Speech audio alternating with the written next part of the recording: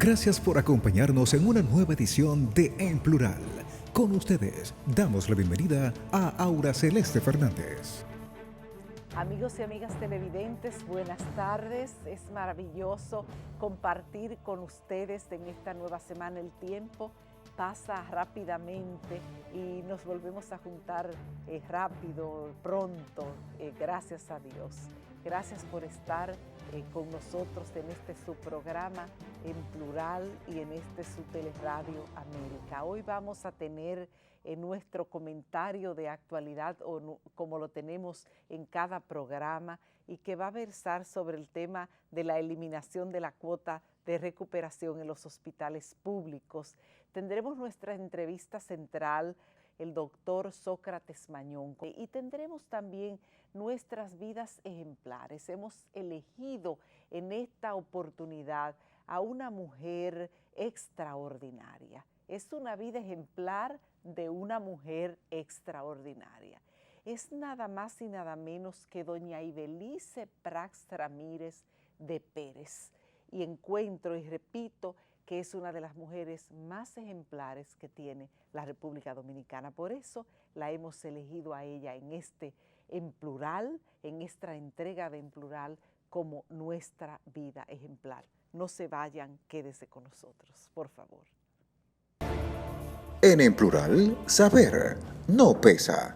El 67.4% de los hogares dominicanos utiliza el castigo físico o psicológico como método para disciplinar a sus hijos. Es una conducta de la que no escapan los niños con discapacidad, que en muchos casos son víctimas de abusos y maltratos por parte de familiares. Estudio de UNICEF en el 2012 sobre la niñez y la adolescencia dominicana. En Plural, saber no pesa.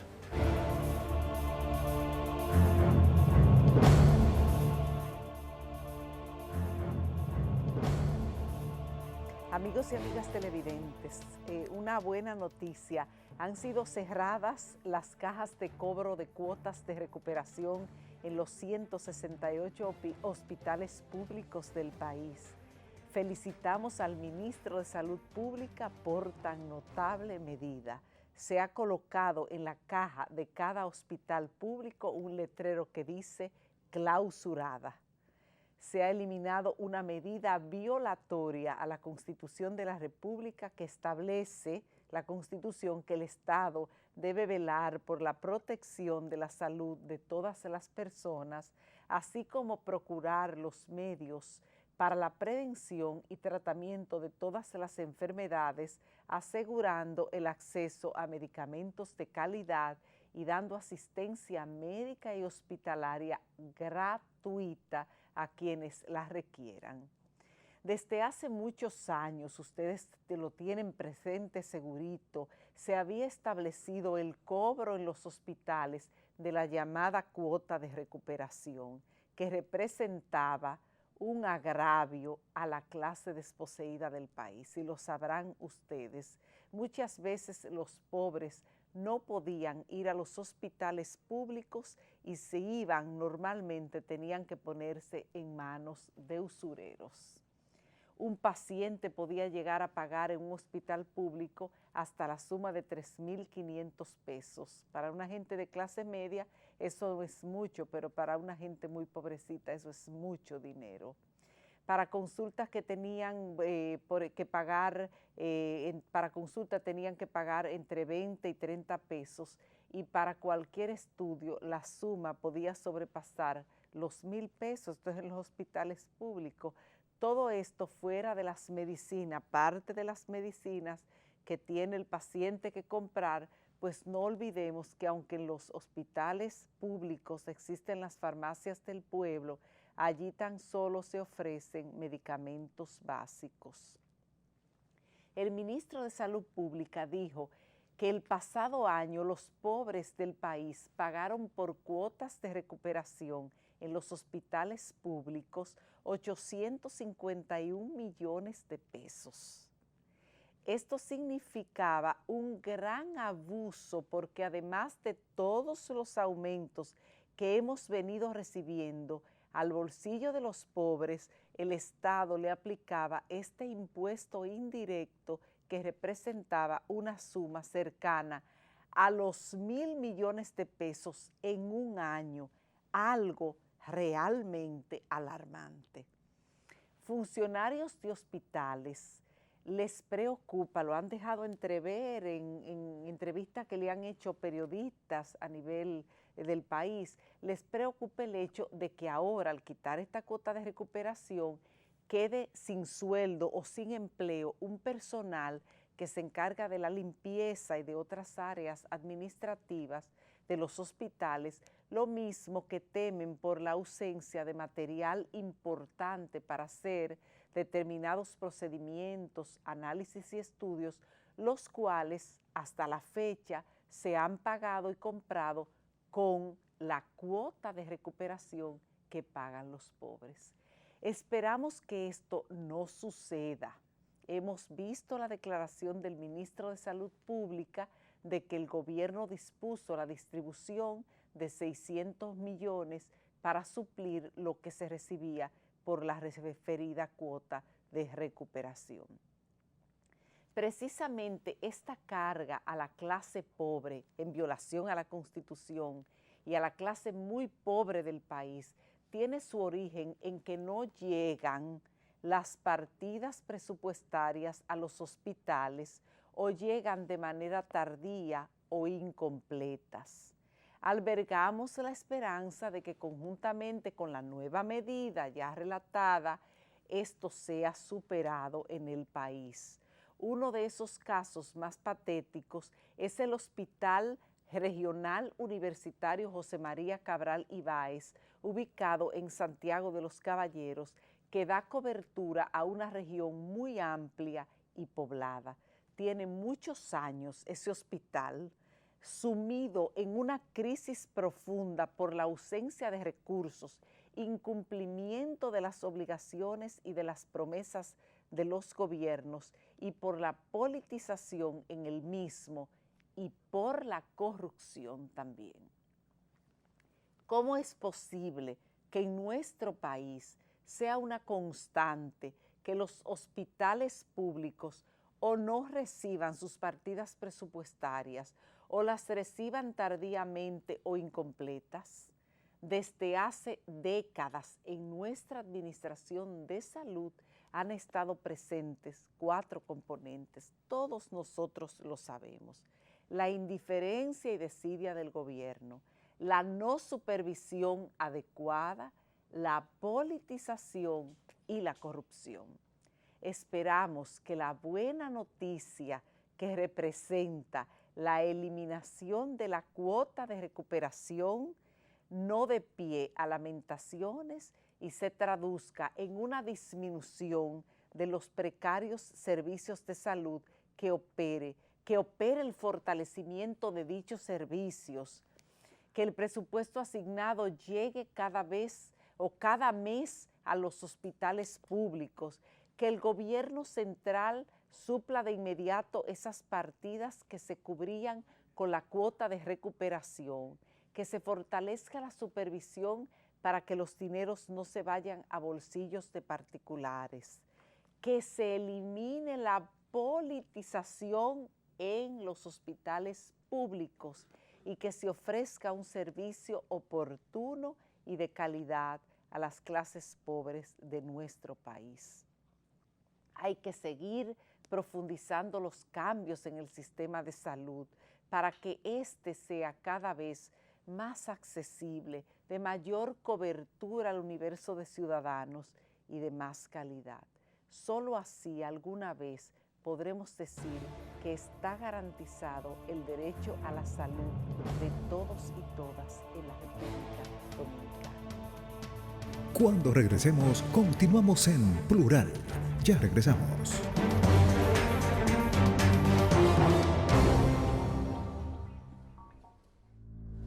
General, ¿quién es ese teniente? Teniente Amado García Guerrero. El ayudante militar del dictador. Yo no sé quién se dedica a eso, pero yo no soy esa clase de militar. Únete a nosotros. Ayúdanos a acabar con este asesino. Jefe, creo que nos están siguiendo. Cuenten conmigo.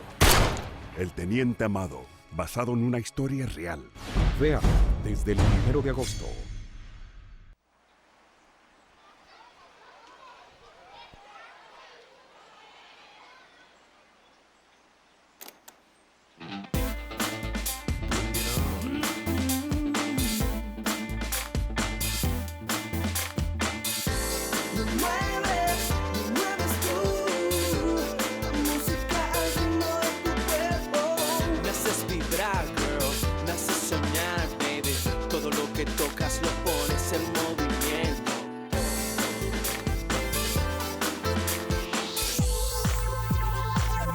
Check it out.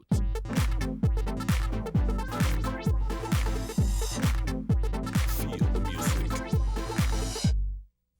Como actor, siempre tengo que creerme el personaje.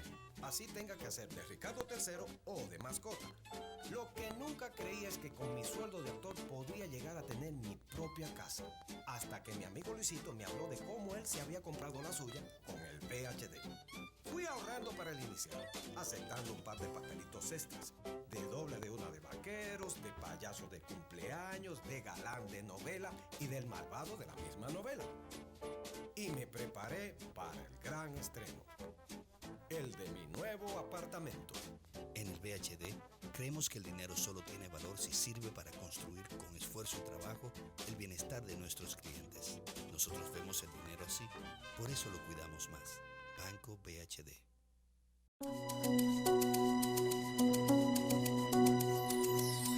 Nos has confiado tu sueño, somos cómplices de tu ilusión.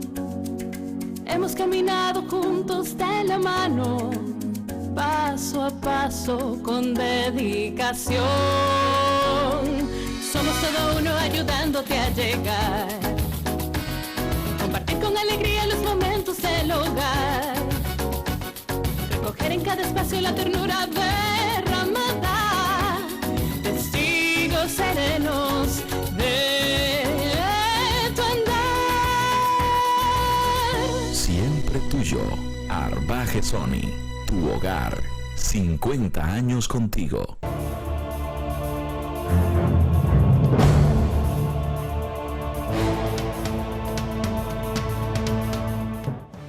De regreso con ustedes en Plural. Adelante, Aura Celeste Fernández.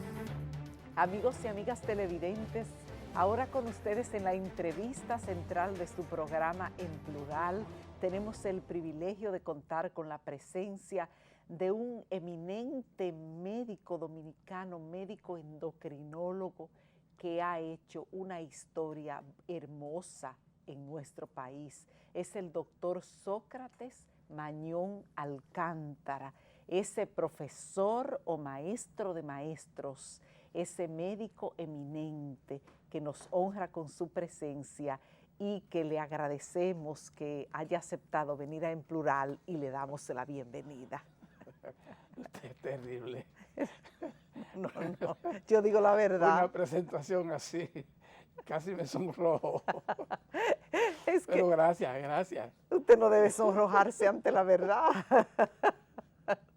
Doctor Sócrates Mañón, yo digo que es un privilegio porque de alguna manera todas las personas que tenemos algo que tiene que ver con endocrinología, con alguna consulta, soñamos consultar con el doctor Sócrates Mañón, porque es un referente en la medicina dominicana. Gracias.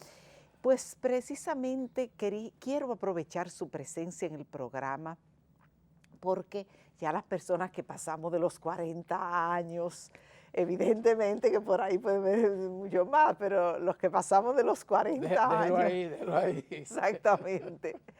Pues vivimos realmente muy preocupados por el tema del aumento de peso, porque evidentemente una de las frases más conocidas es que hasta el agua nos engorda. Entonces, muchas veces la preocupación por el incremento del peso es más bien estética, pero evidentemente sabemos que no tan solo debemos estar preocupados por la estética, sino también por el tema de la salud general. Entonces yo quiero preguntarle a usted, ¿cómo podemos ser como usted? Es decir, mantener ese peso que usted tiene, el peso que parece ser el auténticamente ideal, poder ser feliz, poder estar rozagante, ¿verdad? Como está usted, y sin pasar mucha hambre. ¿Cómo es que debemos alimentarnos las personas para estar en salud? Yo diría que yo estoy como estoy porque hago lo que digo. Es decir, lo que yo le digo a los pacientes en el consultorio, yo lo hago en mi vida diaria. Algunos me dicen, doctor, ¿y usted come arroz? Digo, yo como arroz todos los días. ¿Y habichuelas? Y habichuelas. En mi casa hay que cocinar el arroz porque si yo no veo arroz en la mesa, me parece que no hay comida. Yo tengo que ver ese arrocito ahí, blanco. Ahora, una característica tenemos en mi casa, el arroz en mi casa se cocina sin grasa. Sin nada de aceite. Sí, nosotros, mi esposa y yo, cuando nos casamos, lo primero que compramos fue un juego de olla de acero inoxidable. En eso se cocina todo al vapor y uno no le echa grasa. Y se pone en la mesa un dispositivo con aceite de oliva. El que quiere echarle un poquito de aceite de oliva, una cucharadita de aceite de oliva a su arroz, se lo echa, está autorizado y está puesto ahí en el frasco. Nunca ponemos sal en la mesa, por ejemplo, salero, nunca. Y nosotros en la casa nunca comemos nada frito. Nunca, nada frito. En mi casa no hay tostones, ni arepitas, ni torrejitas, ni cosas por el estilo. Las cosas que comemos las hacemos o asadas, al vapor, a la parrilla, a la plancha, pero nunca nada frito. Exacto. Entonces, no tenemos botellas de refresco gaseosa en la mesa para acompañar la comida. Exacto. No tenemos postres. Si aparece un pequeño dulcito, nos lo comemos, pero todo es medido. De hecho, en mi casa me hacen broma porque en una ocasión, yo venía, cuando lo traen los dulces de fuera, era, porque no los había. Yo me aparecí una vez con una tableta de Milky Way, la promoción es gratuita. Sí. Y yo dije, no, de aquí vamos a comer todo. Habemos 7 personas y yo partí. Yo partí en muchos pedacitos y todos comimos. Lógicamente fue una broma, pero siempre dice, papi, que papi no reparta, porque si reparte no va a caber a muy poca cantidad. Pero es importante. En esa onda está mi familia. Yo tengo una vida más o menos nada aburrido en el sentido de la alimentación, pero no tengo excesos de ningún tipo. Es decir, eso de irme a comer una cantidad de comida grasa, de mondongo, de patica, de cosas por el estilo, eso no va conmigo. Sí. De hecho, no me gusta. Y es importante la cantidad, doctor. La cantidad es lo número uno. Sí. Lógicamente, si usted se come una cantidad pequeña de un alimento dañino, entonces ese alimento dañino le va a hacer daño. Claro. Porque esa es su constitución. Y la ciencia no se equivoca.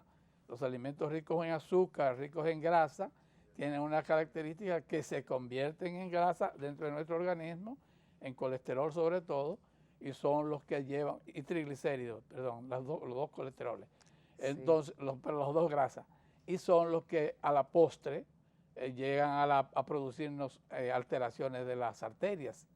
Y ahí vienen los infartos, los derrames cerebral y el trastorno de la circulación de los miembros inferiores. Entonces ya viene una complicación generada por una alimentación mala. Eso es muy importante, saber todo eso, porque, bueno, pero hay algo que quisiera también preguntarle, doctor, porque recientemente vi en una publicación en el periódico, en uno de los periódicos de circulación nacional, que acababa de realizarse una investigación y el hallazgo fue que el omega 3 producía cáncer, sobre todo en la próstata, en los hombres, que podía producir cáncer de próstata en los hombres. ¿Qué nos dice usted de eso? Hay algunos estudios, pero no hay nada concluyente todavía sobre eso. Las personas que trabajamos o utilizamos la ciencia como base de nuestro trabajo, siempre esperamos que hayan estudios prospectivos serios, sí, y que den un resultado que sea concluyente, porque si no vamos a estar haciendo medicina empírica. Pero ¿qué nos recomienda usted, dado que ya hay algunos hallazgos al respecto y que la gente, hay un boom, todo el mundo está tomando omega 3 para precisamente controlar su colesterol malo? Entonces, ¿qué usted nos recomienda? El omega 3 tiene una promoción muy buena. Sí. Usted lo acaba de decir, todo el mundo está tomando omega 3. Exacto. Pero no es tan bueno como la gente cree, ni es tan malo como usted me acaba de decir que leyó en un artículo. Sí. Yo no tengo, honestamente, aparte de los datos anteriores, que es lo que maneja todo el mundo, yo no tengo eso que usted me dice del cáncer. Del cáncer. Yo lo utilizo de vez en cuando en personas que tienen, sobre todo el colesterol bueno bajito, se lo indico, pero no es una panacea. Sí, yo no creo en las panaceas que baja, que bueno para el dolor de cabeza, pero que también a las mujeres la regla de menstruación, que eso no, yo no creo en eso. Sí, bueno, a mí me lo indicaron inclusive un neurocirujano para el tema de los huesos, cuando se desgasta, no sé cómo se llama. Osteoporosis. No la osteoporosis, sino cuando hay un desgaste entre como una gelatina que hay entre el disco intervertebral. Exactamente, entonces eso puede ayudar, como hay otra medicina que pudiera natural, que pudiera ayudar. Entonces uno siempre se cree que son panaceas tanto para el colesterol, estoy cubriendo dos áreas, ¿verdad? Sí. Yo creo que hay que esperar con respecto a ese tipo de investigaciones que sale. Si uno se pone a leer, de hecho, a propósito, no hay nadie que tenga la oportunidad de leer todo lo que se produce en su especialidad. Exacto. Yo soy endocrinólogo y confieso ante el público que yo no tengo tiempo de leer todo lo que se publica en endocrinología. De ahí vienen los congresos que uno entonces dice, bueno, aquí en este congreso multitudinario, el tema que yo quiero enfocar para tener una idea correcta es este. Exacto. Y se va a oír las conferencias de ese. Sí. En el día de mañana hay tales conferencias, no se voy a oír esta, porque nadie tiene tiempo de oír 5 o 6 salas al mismo tiempo, simultáneas.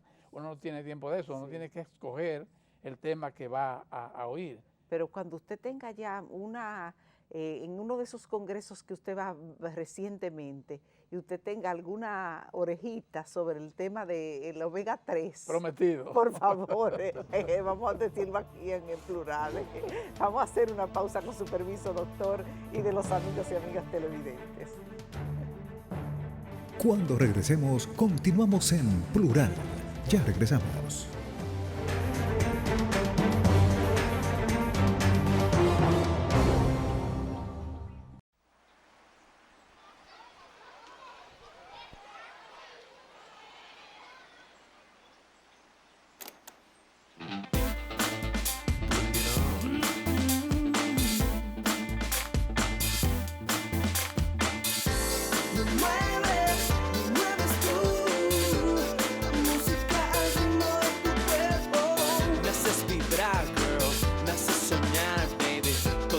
Tocas, lo pones en movimiento.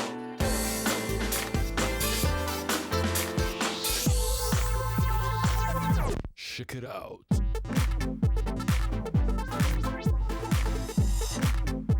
Feel the music. Por años mi despertador ha sonado cada día a las 6 de la mañana. Desarrollé la habilidad de desayunar, peinarme y maquillarme esperando el semáforo. Entré como pasante y fui avanzando. Me he esforzado al máximo. No ha sido fácil. Mucho trabajo fuera de horario, amaneciendo frente a mi computadora. Pero sé que las recompensas son el resultado del esfuerzo. Fui paciente y con paso firme alcancé mi meta. Hoy soy socia de la empresa. En el VHD creemos que el dinero solo tiene valor si sirve para construir con esfuerzo y trabajo el bienestar de nuestros clientes. Nosotros vemos el dinero así, por eso lo cuidamos más. Banco VHD.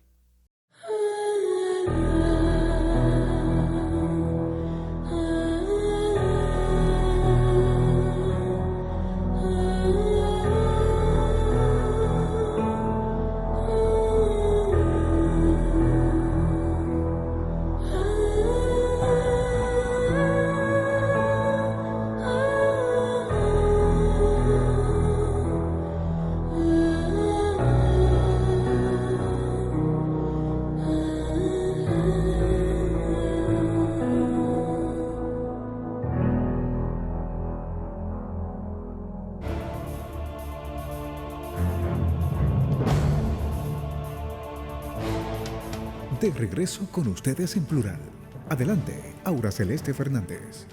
Amigos y amigas televidentes, continuamos conversando con el endocrinólogo, con el eminente médico doctor Sócrates Mañón Alcántara. Ya tengo que ponerle su segundo apellido porque ya él tiene un hijo endocrinólogo que se llama doctor Sócrates Mañón y que lleva la misma trayectoria del padre, pero al padre hay que darle su lugar preeminente. Tengo que hacer una corrección.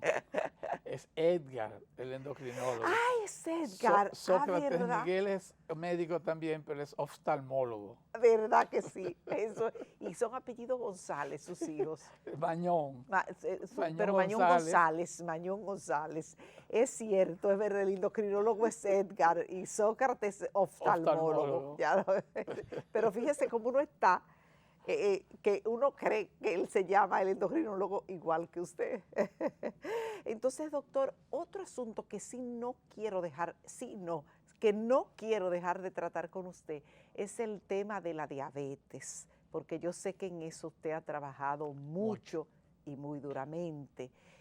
Nosotros tenemos la impresión, o sea, yo inclusive he oído decir a endocrinólogos decir que hacer un diagnóstico de la diabetes es hacer un diagnóstico de una muerte prematura. Escuché una vez a un endocrinólogo decir eso. Yo quisiera que usted me dijera si esto es tan cierto y en caso de que no lo sea, o si usted dice que no lo es, ¿qué providencias es que tiene que tomar la persona para que eso no sea el diagnóstico de una muerte prematura? Para muestras, mi hermano Alfonso, mi hermano mayor, que era médico y murió no hace mucho tiempo, vivió hasta los 84 años.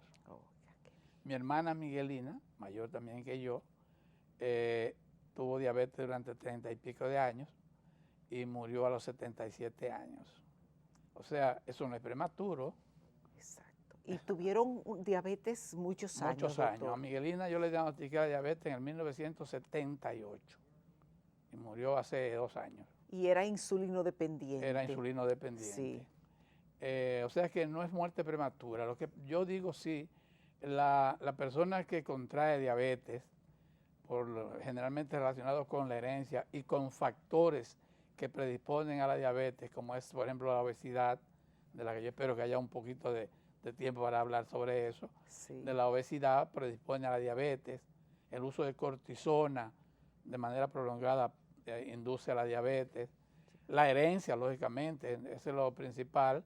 Entonces, si usted tiene un factor predisponente a eso, tiene que manejarse para que ese factor predisponente no haga salir a flote la predisposición que usted tiene. Que es eso forma parte de lo que usted decía ahorita con respecto a mi delgadez. Yo tengo, como dice, la diabetes detrás de la oreja, yo tengo que estar esquivo con respecto a eso. Yo tengo que entonces, los conocimientos que yo le digo a los otros que hagan, a los pacientes, yo por tranquilidad personal tengo que aplicármelos a mí.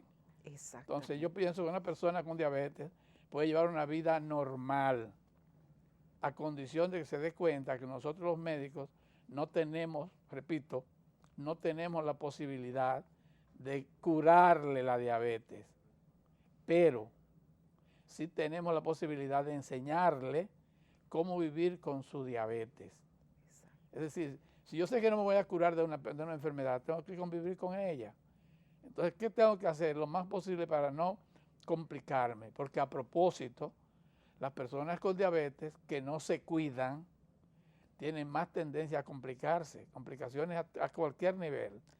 Sí. De hecho, la diabetes es una enfermedad que camina sola, no da casi manifestaciones hasta que no tiene complicaciones. Entiendo. ¿Y cuáles son esas medidas preventivas, amén de, como usted decía, no ser obeso? No ser obeso. Sí. ¿Qué es no ser obeso, doctor? Ya uno presume no ser muy gordo, pero quizá tiene unos aditamentos más eso. Sí. Nosotros tenemos 2 cosas importantes en este momento. Una es lo que se llama el índice de masa corporal. Sí. Nosotros medimos el índice de masa corporal, es muy difícil de explicarlo en televisión, pero consiste en lo siguiente: medir a la persona Aquí en República Dominicana se mide a las personas en pulgadas, pero Sí. cada pulgada tiene 2.54 centímetros. Entonces usted mide la altura de la persona en pulgadas, la multiplica por 2.54 y eso es el número de centímetros que tiene, que para traducirlo a metros solo tiene que dividirlo en 100. Sí. Entonces, cuando usted tiene eso mismo lo multiplica por sí mismo. O sea, yo tengo 1.65, multiplico 1.65 por 1.65 y dejo ese numerito ahí.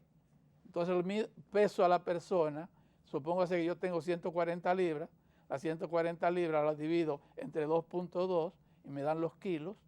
Ese número de kilos lo divido entre el número que me dio, el que tenía guardadito ahí, y el resultado de eso me da un resultado. De 18 a 25 es normal. La persona está normal.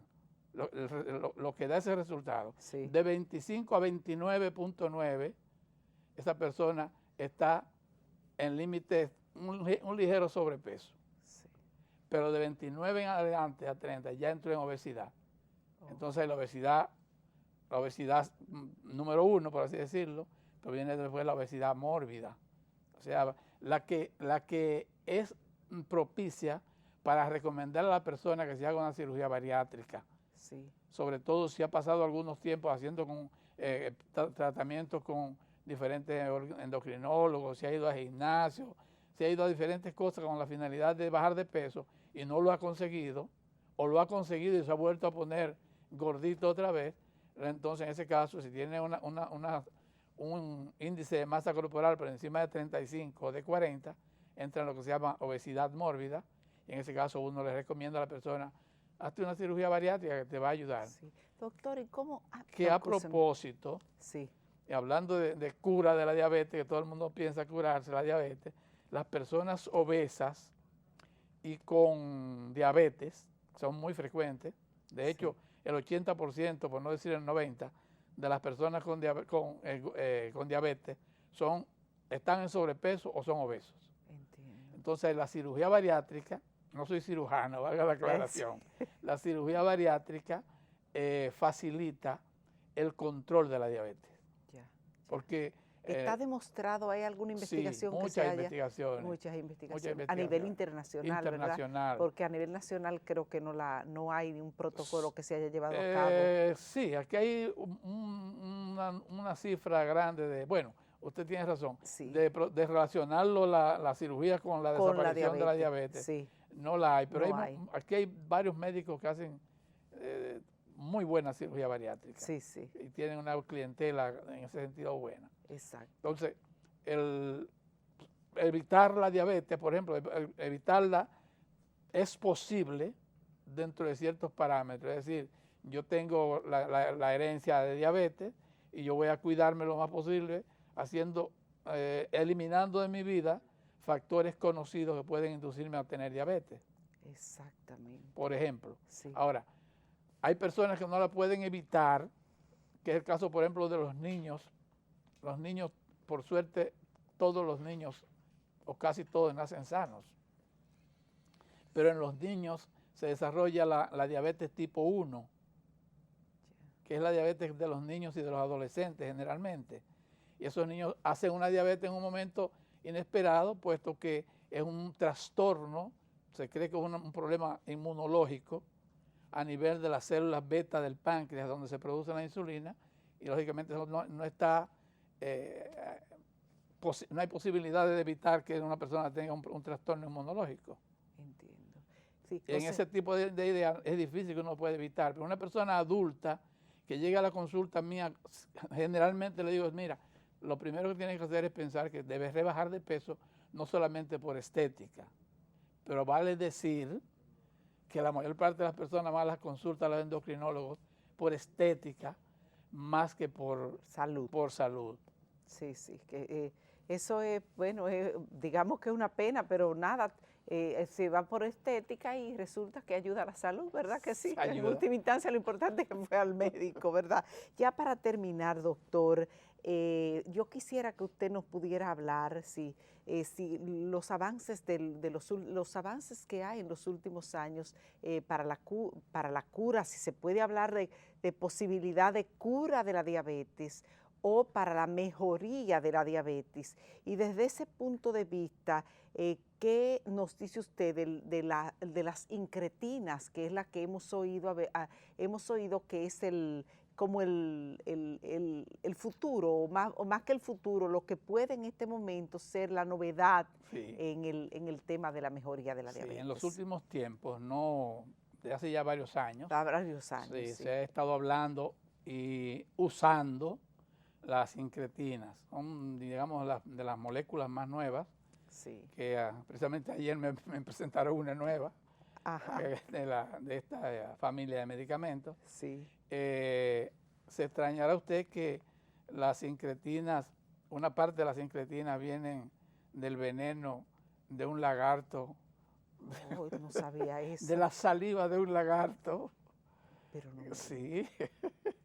El monstruo Gila se llama. Ya. El monstruo Gila de un desierto de Estados Unidos, del este de Estados Unidos. Este lagarto come una sola vez al año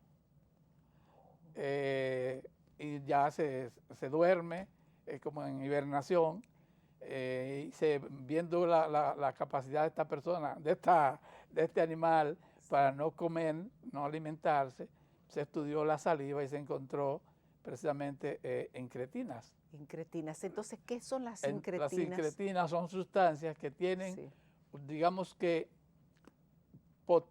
esto es difícil de explicar así, pero bueno, las incretinas tienen como finalidad trabajar con el organismo.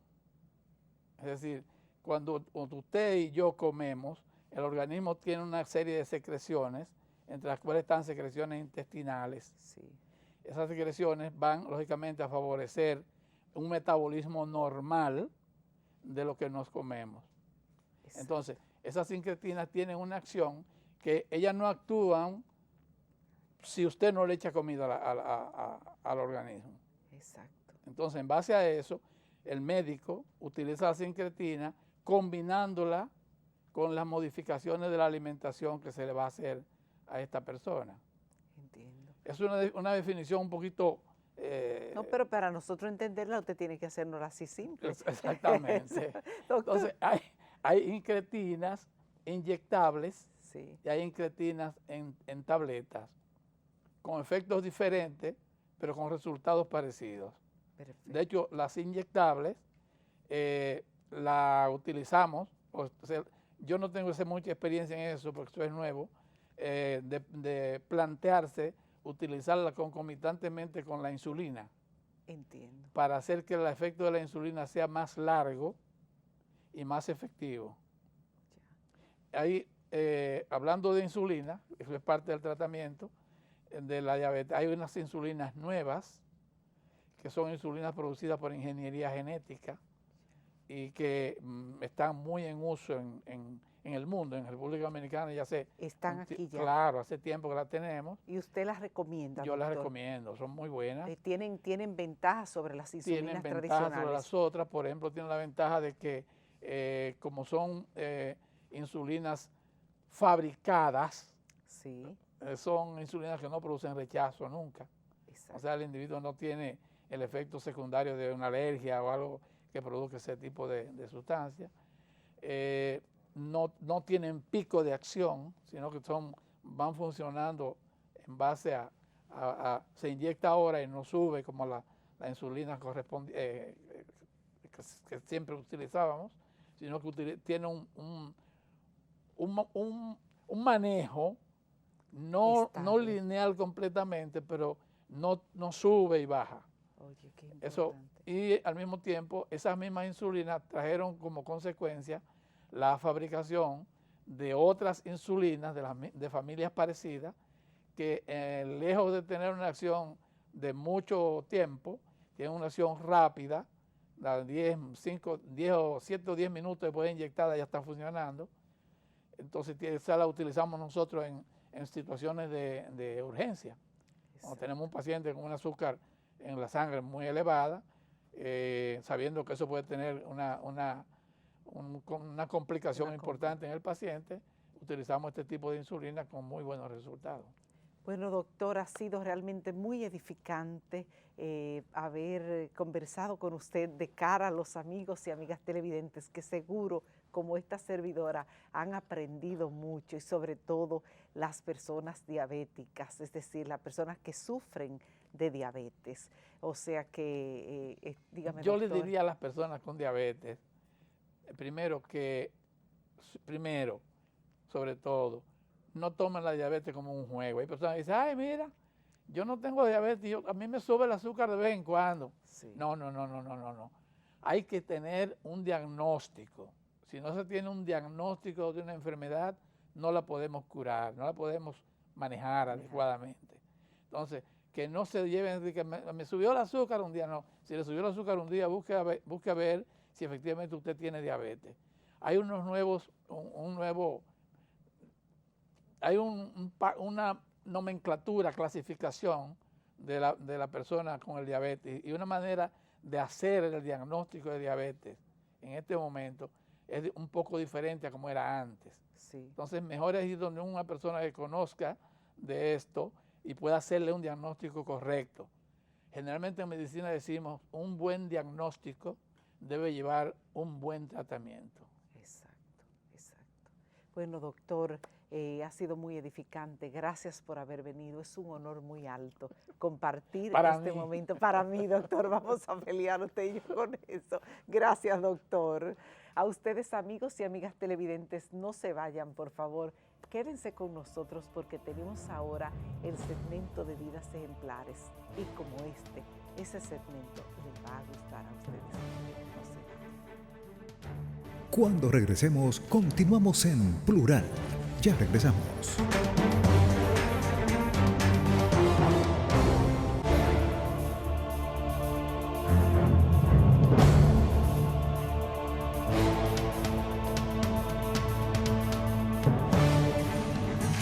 Solo le pido a Dios que el dolor no me sea indiferente, que la reseca muerte no me encuentre vacía y sola sin haber hecho lo suficiente.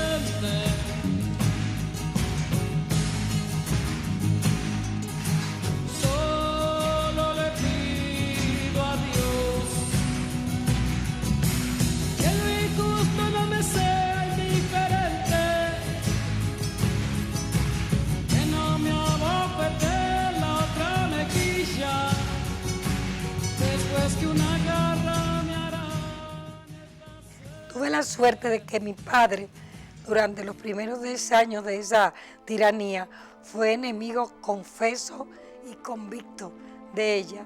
Participó en muchas luchas, creó junto con un grupo de jóvenes el famoso lema "No pasarán", y por tanto el ambiente de la casa, la tertulia familiar, donde asistían los mejores intelectuales de la época, producto del grupo Paladión, que donde mi padre se destacó durante la primera intervención militar norteamericana, donde estuvo preso. Toda esa cultura familiar, hogareña, me ayudó a compensar ciertas fallas de mi educación escolar de los primeros años, que yo no asistí a la escuela hasta los 10 años, tenía preceptores en mi casa por mi asma, pero luego llegué a Santa Teresita con unos estupendos profesores. Recuerdo todavía al padre de Meche Macarrulla, Poncio Sabater, que me enseñó muchas cosas de historia y que se entusiasmaba conmigo porque yo me había leído todos los libros de Alejandro Dumas y parecía conocer mucha historia universal, pero era novelesca. Leía mucho, al ser una niña enfermiza me pasaba todo el tiempo leyendo, sigo teniendo esa costumbre. Estudié en la Universidad Autónoma de Santo Domingo, entonces Universidad Santo Domingo, Derecho hasta el 5º año. Luego me enamoré de la pedagogía y, quijota como soy, dejé la carrera donde podía haber hecho quizás más recursos económicos y me inscribí hacer la carrera completa de pedagogía. Esa es la síntesis. Yo soy fruto, como decía Paulo Freire, que es uno de mis gurús, del texto y el contexto. Los textos fueron los libros que leí, orientados por mi padre, y el contexto, ese ambiente trujillista y el contraste de un hogar donde se hablaba libremente de todos los horrores de esa tiranía. Yo soy una maestra enganchada política, así me defino yo, porque yo estaba dando clases ya en el Instituto de Señorita Salomé Ureña, muy jovencita, cuando empecé a ver que las estudiantes se desmayaban a media mañana en el aula. Yo no conocía el porqué, nunca he sido rica, pero era hija única, muy mimada, y indagué, y era porque no se habían desayunado. En mi impotencia, porque eso no se podía resolver enseñando los verbos irregulares o un poema de Lope de Vega o de Gastón Fernando de Linde, ni siquiera en la orientación profesional que yo también ejercía en ese instituto, yo me convencí, recordando muchas de las cosas que mi padre me había explicado, que tenía que irme al mundo ancho y ajeno, como diría Ciro Alegría, a resolver y a cambiar las cosas que incidían en la educación de esas muchachitas que por venir de hogares tan pobres no podían asimilar lo que yo les estaba enseñando. Ya luego fui fundadora de Unión Cívica cuando surgió como movimiento social, no como partido, y muy pronto al llegar el PRD al país, con la vieja amistad que existía entre Juan Bosch, mi padre y mi madre, me inscribí en el PRD, único partido donde he militado y donde seguiré militando hasta que me muera desde hace 52 años. Lo más importante y lo mejor que me ha pasado en la vida ha sido enamorarme de la educación. Yo tengo dos pasiones consentidas ya por Mario Emilio, porque las conocía antes de casarse conmigo, que son la educación y la política. La política es una cosa dura, es un ejercicio doloroso a veces, que en estos momentos sobre todo a mí me está trayendo muchas amarguras, pero de la educación yo solo he recibido dulzura, yo he recibido bendiciones, yo he tenido la hermosa suerte, porque he cabalgado entre 2 siglos, de tener generaciones y generaciones de estudiantes en todos los sectores sociales, en todas las profesiones, que me reconocen cuando estoy haciendo fila para cobrar mi jubilación o para comprar algo en una tienda, y me dan paso y me recuerdan con cariño, tanto mis estudiantes del Instituto Salomé Ureña como los de la Universidad Autónoma de Santo Domingo, y además enseñar me ha hecho aprender mucho. Bien dice Freire que uno no educa a nadie, ni uno se educa solo, sino todos nos educamos entre todos, mediatizados por el mundo. Y esa relación biunívoca, esa sinergia con las generaciones más jóvenes, me mantiene joven por dentro. No te asustes, aunque veas mis canas y mis arrugas. En materia de educación, no hago sino repetir lo que han dicho ya los que saben en América Latina y en el mundo. Lograr la calidad, pero con un complemento preposicional. La calidad con equidad.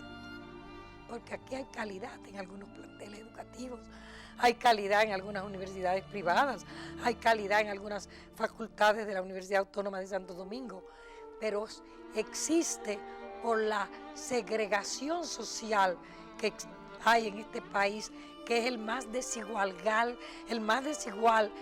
en el continente con más desigualdades, que es el de América Latina. África tiene más pobreza, pero América tiene más desigualdad, que es más desesperante y más exasperante. Entonces, en un país así, tú tienes que luchar por una educación de calidad con equidad, para que todo el mundo tenga esas libertades y esos derechos que los abogados, los legisladores los constitucionalistas colocan en las constituciones republicanas, pero que luego se transforman solo en declaratorias y no se ejercen en la práctica. En lo que yo creo que hizo progresar y culminar en el derrocamiento de Juan Bosch en el 63 fue precisamente una constitución que no solamente declaraba esos derechos como lo hacen todavía nuestras constituciones, sino que garantizaba por parte del Estado que el ejercicio de ese derecho era realmente accesible para todos los ciudadanos y las ciudadanas. Y esa Constitución del 63, que influyó mucho también en mi formación política, pues también me dice que esa educación de igualdad, de calidad con equidad, no puede lograrse si no va consona con los cambios sociales de un modelo que es perverso de por sí, este modelo socioeconómico, porque crea la miseria para luego comprarla junto con votos y con almas muy barato. Entonces hay que trabajar en una sinergia, modificación social y económica del modelo y modificaciones en la educación, porque la educación y la política, lo dijo Freire, lo digo yo, ya lo dijo Platón, van de la mano. Mi familia actual es una construcción mía. Yo soy hija única y nieta única. Mamá murió teniendo menos de 40 años. Mi padre murió, no había cumplido 70. Y yo también era nieta única. Y yo, al casarme, resistiendo a los consejos que me daban mis amigas feministas, liberacionistas, en una época en que el feminismo significaba sobre todo el control del cuerpo y no el control social que debe ser una mujer, me decían que no tuviera tantos hijos. Tuve de mi primer esposo 5 hijos, al casarme con Mario Emilio tuve uno más, parece que más barato por media docena. Entonces esa familia de 6 hijos, 13 nietos, 8 bisnietos que eran, se murió una hace un mes, son para mí un orgullo mucho mayor que todo lo que haya podido hacer en la vida pública, porque yo he creado un mundo lleno de risas, de afecto, de compañía, de desbordamiento, de gente en el apartamento donde vivo, que es muy pequeño, porque me ha dado una Navidad muy llena de júbilo, de risas infantiles, y porque sobre todo Dios me ha permitido que yo pueda ver todas estas generaciones surgidas de mí, y si Él me ayuda, a lo mejor llego a ver los tataranietos.